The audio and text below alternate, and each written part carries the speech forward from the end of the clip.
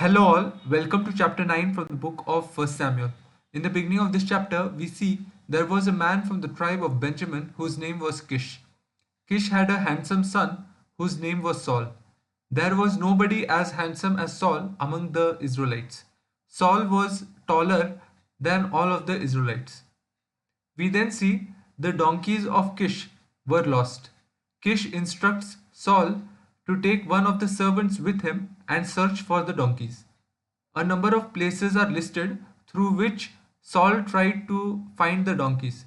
Since they could not find the donkeys, Saul decides to return. Saul says that his father would worry about him if they did not return. The servant says to Saul that they should first meet a prophet who was not far from where they were. Saul says they did not have any presents for the prophet. The servant responds saying that he had 1/4 of a shekel of silver. Saul then agrees to meet the prophet. When they reach the place of the prophet, they ask a woman about Samuel.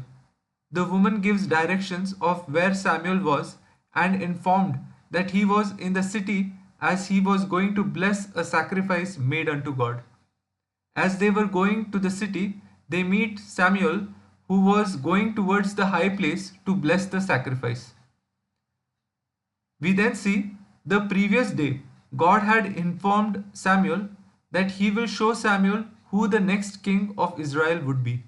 On meeting Saul, the next day, God speaks to Samuel, confirming that Saul was to be the next king.